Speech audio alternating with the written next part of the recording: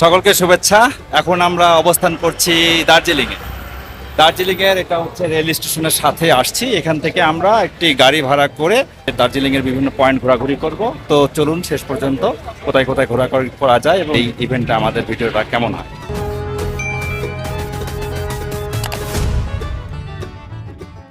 আমাদের সাথে আসলে যে ঘোরাঘুরির জন্য যার সবচেয়ে বেশি অবদান সে হচ্ছে আমাদের রবিদা।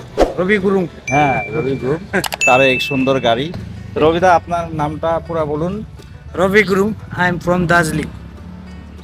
রবি গুরুর মোবাইল নাম্বার আমি আমার ভিডিও ডেসক্রিপশনে দিয়ে রাখবো। আপনাদের যে কোনো প্রয়োজনে ওনাকে ফোন করলে উনি আপনাদের সাথে কোঅপারেট করে দার্জিলিংটা ভালোভাবে ঘুরায় দেখাবে। ঠিক আছে? ঠিক আছে। হ্যাঁ।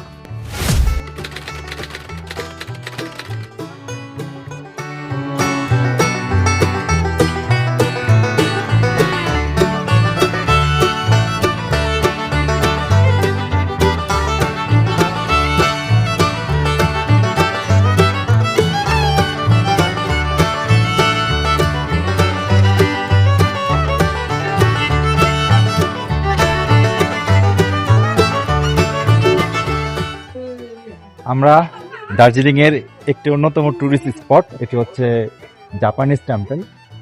এই যে দেখা যাচ্ছে এটা জাপানিজ টেম্পল। আর এই জাপানিজ টেম্পলের সাথেই আছে হচ্ছে পিস প্যাগোডা। ওইটা হচ্ছে পিস প্যাগোডা।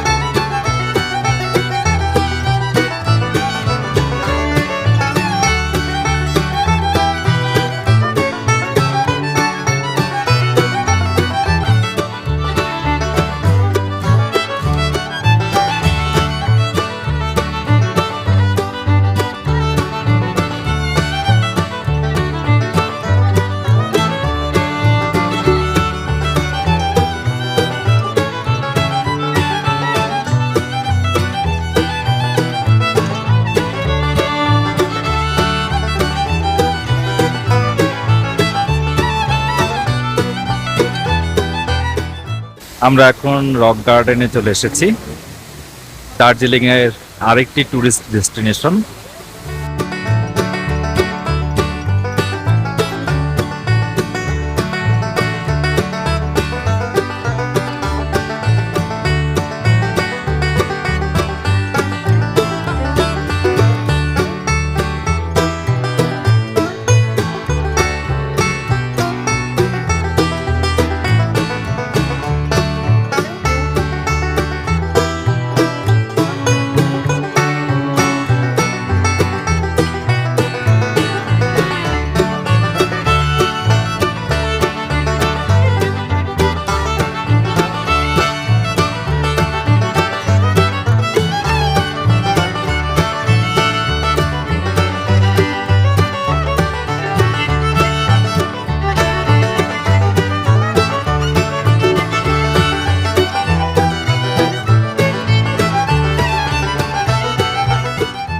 এটা হলো Darjeeling rail station, world heritage site হিসাবে স্বীকৃতিপ্রাপ্ত।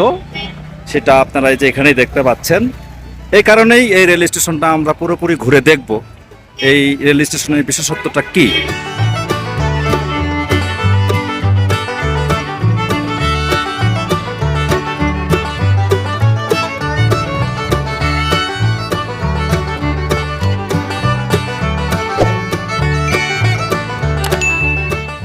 দার্জিলিং হিমালয়ান রেলওয়ের যে বহু আকর্ষণীয় একটি বাষ্পীয় রেল ইঞ্জিন যেটাকে বলা হয়, প্রায় 150 বছরের অধিক সময়কার পুরানো এই প্রযুক্তি এখনো পর্যন্ত দার্জিলিং হিমালয়ান রেলওয়ে এই প্রযুক্তিটাকে টিকিয়ে রেখেছে।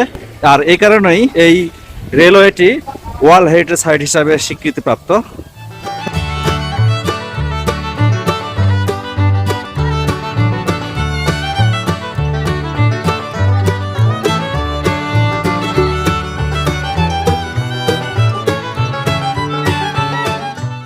এই পয়েন্টটাতে কাঞ্চনজঙ্ঘার ভিউ দেখা যায়, কিন্তু আজকে মেঘলা আকাশ, যার কারণে এখানে কাঞ্চনজঙ্ঘা দেখা যাচ্ছে না। তবে এর আগে আমি এখানে কাঞ্চনজঙ্ঘার ভিউ পেয়েছিলাম এবং অসাধারণ একটা ভিউ।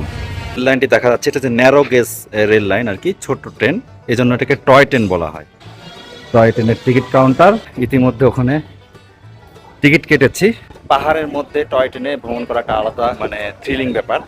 গাড়ি ইতিমধ্যে আমাদের ইঞ্জিন লাগিয়ে ফেলেছে। এখন আমরা এই ট্রেনে করে ঘুম যাব, ঘুম থেকে আবার এই দার্জিলিংয়ে ফিরে আসব।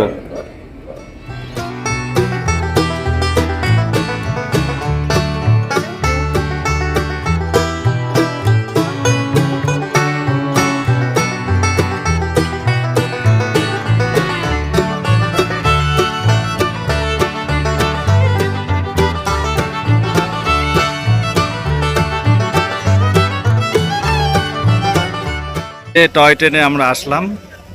এই টয় ট্রেনে আমরা এই বাতাসিয়া লুপে এখানে 15 মিনিট স্টপেজ দেয়, সেই সুবাদে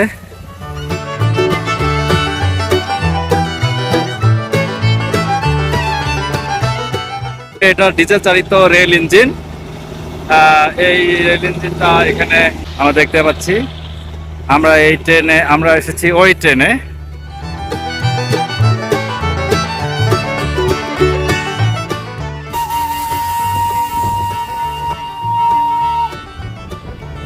ও, আমরা তো প্রথম বগিতে।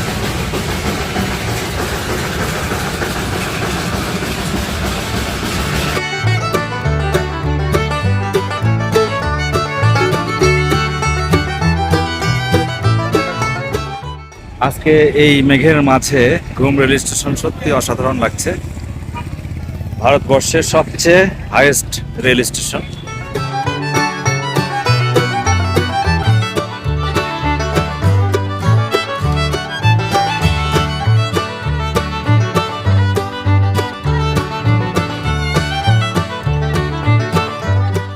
আমরা যাব এখন এই ঘুম মিউজিয়ামের ভিতরে।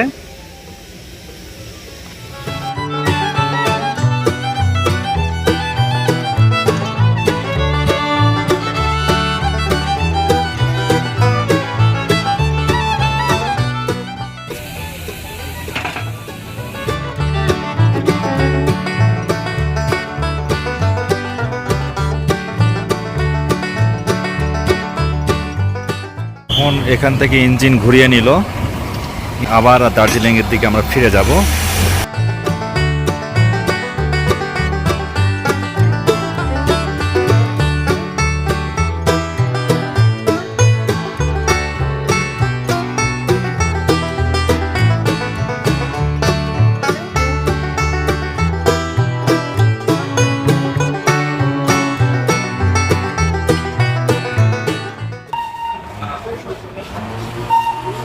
টয় ট্রেনে যাত্রা শেষ করে আমরা আবার চলে এলাম দার্জিলিং রেল স্টেশনে।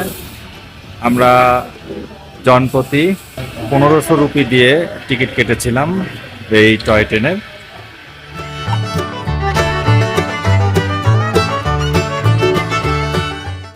এবার আমরা চলে এলাম দার্জিলিংয়ের যে মূল আইকনিক বিল্ডিং, অর্থাৎ যে ঘড়ি ঘর বলা হয় আর কি, এই clock tower, Darjeeling clock tower নামে পরিচিত।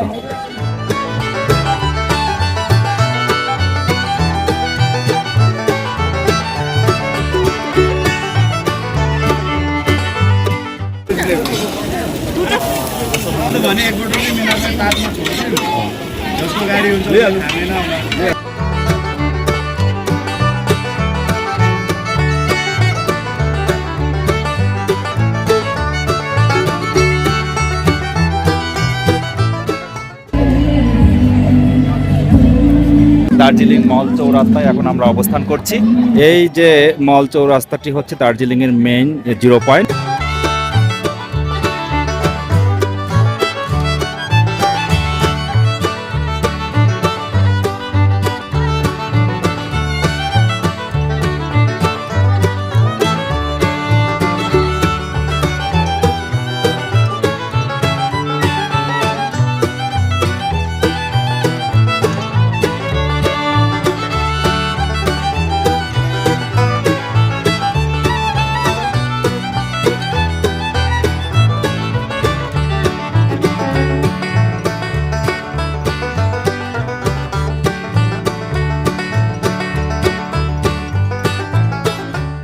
চৌরাস্তাতে আজকে যেহেতু রাত হয়ে গেছে, আজকে আমরা থাকবো। আগামীকাল সকাল থেকে দার্জিলিংয়ের বিভিন্ন পয়েন্টে ঘোরাঘুরি করবো, সেই আমন্ত্রণ জানিয়ে চলুন দেখতে থাকি শেষ পর্যন্ত।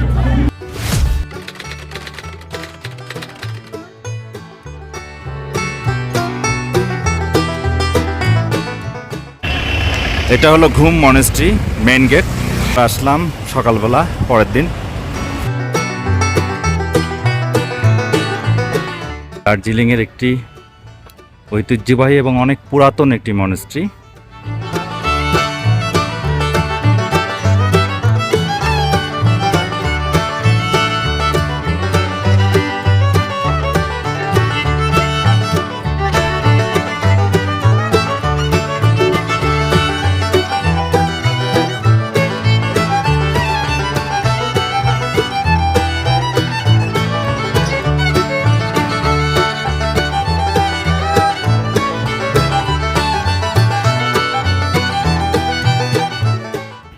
আমরা এখন চলে এলাম লেপচা জগৎ পাইন ভিউ নার্সারি। এখানে পাইন গাছের সারি সারি একটা বনভূমি আর কি।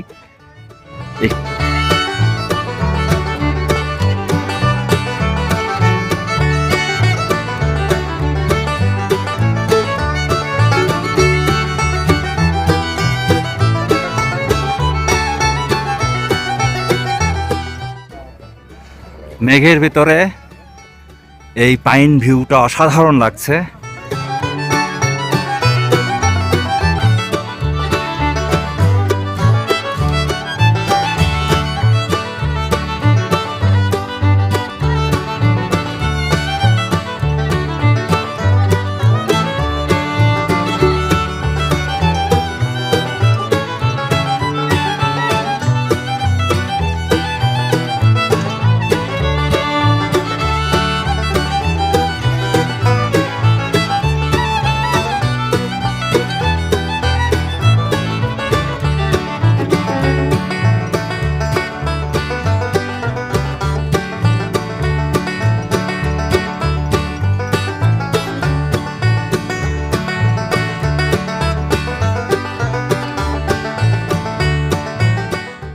এটা হচ্ছে নেপাল সীমানা বাজার হিসেবে পরিচিত। মিরিক রোডের ওইদিকে আর একটু আসলে পরে এই যে সীমানা ভিউ পয়েন্ট দেখা যাচ্ছে নেপাল। আমরা এখানে এসেছি, নেপালের সীমানা ভিউ পয়েন্ট। এখানে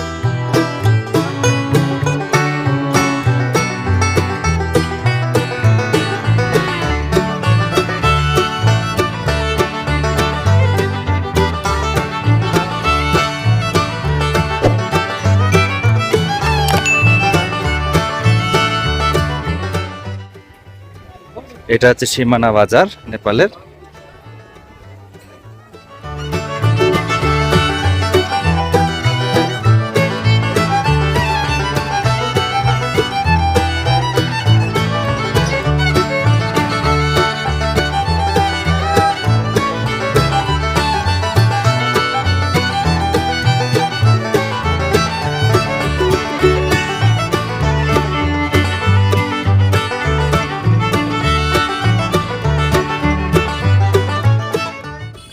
এই গার্ডেনটি অনেক সুন্দর, অবভিয়াস।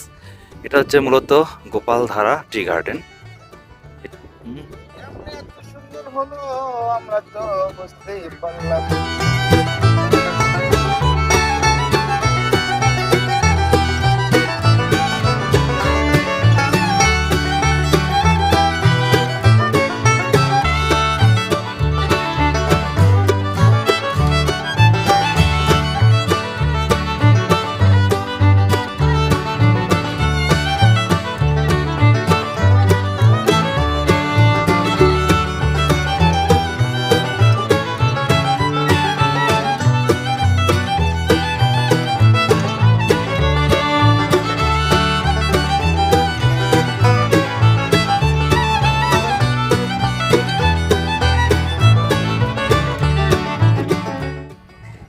আমরা মিরিকে চলে এসেছি। এটা হচ্ছে মিরিক লেক এবং এই চারপাশের যে ভিউটা সবকিছু আর্টিফিশিয়াল আর কি।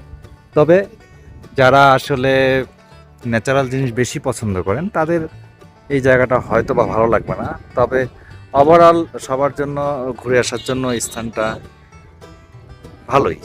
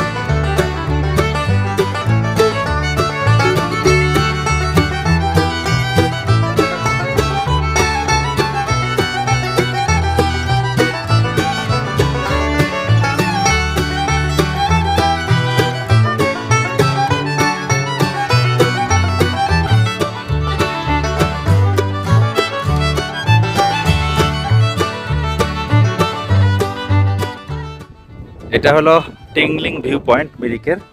আমরা সেখানে এসেছি। এটাও হচ্ছে দার্জিলিং থেকে মিরিক হয়ে শিলিগুড়িতে ফেরার পথে বা একইভাবে উল্টো পথে যাওয়ার পথে। এই স্থানটিও এত সুন্দর যে আসলে ওই মিরিক পার্কের থেকে এই যেটি হচ্ছে আসলে সবচেয়ে সুন্দর, মিরিকের সবচেয়ে ভিউর দিক থেকে সবচেয়ে সুন্দর জায়গা।